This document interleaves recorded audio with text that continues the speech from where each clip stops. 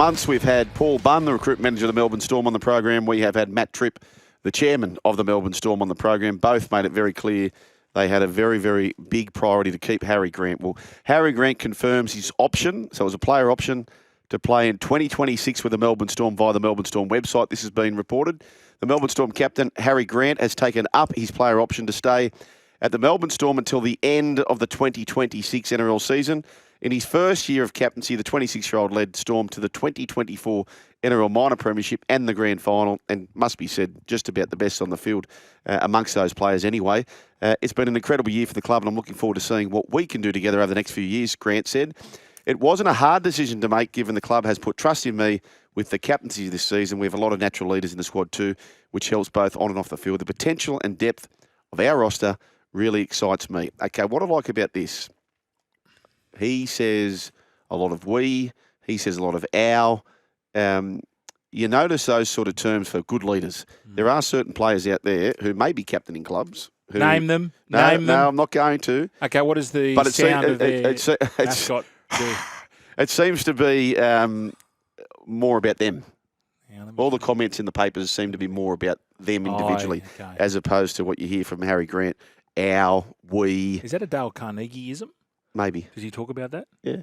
I need to reread it, actually. I'm probably due.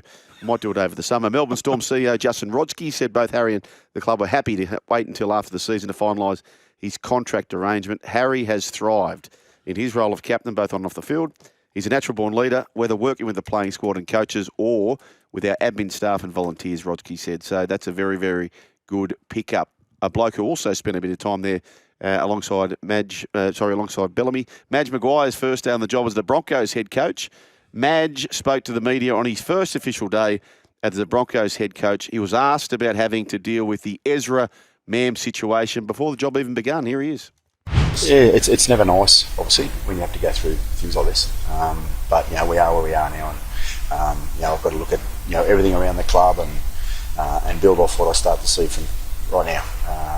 There's a lot of positives around the place, but also too we need to deal with the things that are in front of us, and obviously that's one of them. Have you spoken to Ezra Mam? I have, yeah. How disappointed are you in what he's done? Look, I'll keep the conversations that I've had with Ezra, with the situation. Still, I've got to find out more about what the situation, I guess, entails. But I have spoke to him, and it's more about the safety of everyone that's involved in that situation. Okay, you just know that noise has gone very, very quiet. So all this noise around, New South Wales coach, our Broncos, how could that happen? My best guess on feedback I'm getting from a lot of Broncos fans, Queensland supporters, is he is the man for the job. Yeah. Well, it's a shame he wasn't there 12 months ago. Yeah. Because we know he's a hard taskmaster. Yep. But as he said, it is what it is. He can't control what the NRL are going to do. I think the NRL are now, I read somewhere, they're going to, which is what they do, they wait until what the police, what the law will suggest. Are you hearing I was hearing it's not a recreational drug. Well, it is, but it's not cocaine. Gotcha. I'm hearing it might be the Bobby Hope. Okay. All right. But could be wrong. Okay, just on that, just from a public point of view, if it was cocaine, if it was marijuana or otherwise, does it matter? It's an illicit drug nonetheless. Does it matter? Does it matter to the public? Do you think would be seen less favourable or more favourable as one or the other, or no? I think nowadays, no. Yep, no. I think it's pretty much it's not accepted, but it's everywhere. I don't know. It's a tough one. You still can't be. I mean, it's illegal. Yeah, regardless. It's that's illegal right. to drive. That's right. What do you think, Tourist? You're a bit younger than us. I'm kind of on the side of there's nothing wrong with weed or these recreational drugs to an extent. You can't drive. But you can't be driving. It's simple. I come from a place in the UK where you can't even have half a pint and drive. So I find it all crazy that anyone would take anything and drive. No, but is it more shocking to say he's tested positive to cocaine, or is it more shocking he's tested positive to marijuana? Cocaine still. Yeah. Still. It's a Class A drug. I think so. Madge Maguire, too, followed up with this question. They're asking him, how's he going to proceed now with Ezra Mam? But I'm not even going to touch on that at the moment. I've got to go through everything. I've got to look at where and how we got to that point. and assess, what's going on, and then understand him as well, but also understand the position of where the organisation sits as well. So, the next couple of days, I'm, obviously going to be spending a lot of time just getting a really good understanding where the club's at and work my way. Does that mean, Madge, that you don't know exactly what led to this incident? Have you worked out what was going on before Ezra Mam had this crash?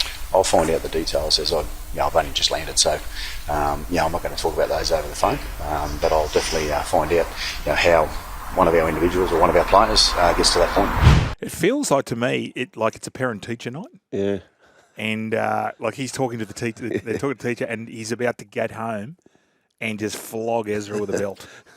You know how he's like, he's like, I'll have a chat to him. It's he's protecting him in front of the teacher, but he's going to get home and he's going to get the wooden spoon, turn it on the side, and just whack you over the top of the knuckles. Geez, I feel for those teachers in that. Like little Johnny and little Betty, rarely wrong. It's always the teacher's fault. Oh, it'd suck. I spoke to a mate of ours, a teacher. I said, one thing that we are decent at, Kobe and I, is when the kids are in the bloody wrong, we're happy to come forward and support the teacher. Yeah. But a lot of people, no matter what, their kids are never in the wrong, Brian. Ever. They should have made every team. But they're never in the wrong. But also, I think kids, because you know how rank your kids are when they're around you? Yeah. Like how cheeky they are. And it's the home devil, street angel theory. Yeah. Where I think most students or most kids are a lot. When you have a friend over? Yep. Like your kid's friend and how polite they are. And then you tell the parents and you go, oh, little Johnny was such a pleasure. And they go, what? I can't get it. I think sometimes it's not as bad as we think. Gotcha. That's how I feel. No, I think you might be right. Now, the Dragons. So what's the old story? Was it Packer and Bond where Packer sold Bond an asset or vice versa and then he bought it back at a far bigger price? Correct. Yeah, he got his Alan Bond moment. That's what they say. Well, the Dragons let Tyran Wishart go for next to nothing. They might have to Alan Bond it and pay a premium to get him back because this has been reported. Fox League, the St George Illawarra Dragons are reportedly keen to lure home Storm star Tyran Wishart. Amid conjecture, Ben Hunt is on the way out of the club. News Corp reported the Dragons are keen to make Wishart, who is a local junior from the Illawarra area, their long-term halfback. Half? Yeah. Okay. And Hunt's successor.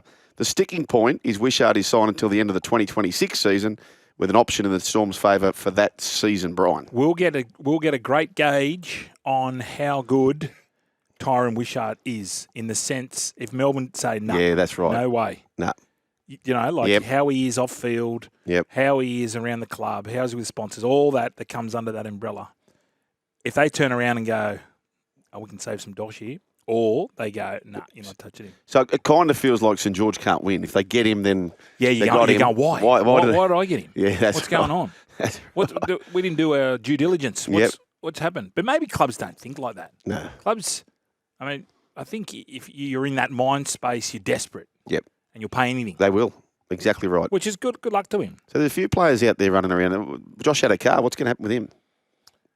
He's still a dog at this stage, isn't he? Reading between the lines, again, no pun intended, I reckon he's gone. Yeah, I think Ezra will be gone too. I reckon Ezra will be gone for 12 months. I reckon I'm saying he'll be gone from the Broncos. Nah. 12 months.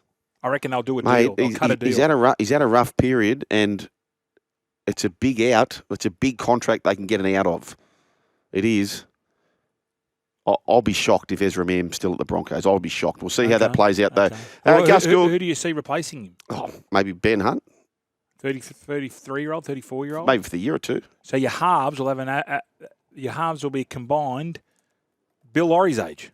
They were 87. Let's put Bill in there. Bill would actually go all right, I reckon. Well, he's got to fit into Brisbane. I need to ask Bill. This is a question. Can someone maybe answer this? Any of you pigeon racing frothers out there? How does the pigeon know when to turn around and come home? That's what I mean. How do you train it? Like he was talking about different distances. And how do you know if they're not taking shortcuts? How do you know when, obviously they've got little chips on them or something, do they? But how do you train a pigeon? What do you do to train a pigeon? How do they know to go, righto, I'm flying 600 miles? Did you say miles? I think you were saying that. The 600s, the 500s, the 140s. How do they know when to start? Have they got is there a beacon? The birds, I don't think, are getting to a tree and then going, oh, left at the tree. Yeah, but how do they know to come back right home? in the caravan. They're just going straight as the bird flies, as the crow flies. But how do they know when to come back? Like as I said yesterday, I was doing City Surf. I just cut through O'Sullivan Street rather than go all the way around. Heartbreak Hill, see you later. There'll be shifty pigeons out there. Oh, be shifty pigeons. Pigeons are shifty. There better be a podcast out there, Pigeon Gate. I want to hear the biggest pigeon scandal ever to happen in the world of pigeoning. 1300 01 1170. The run home with Joel and Fletch.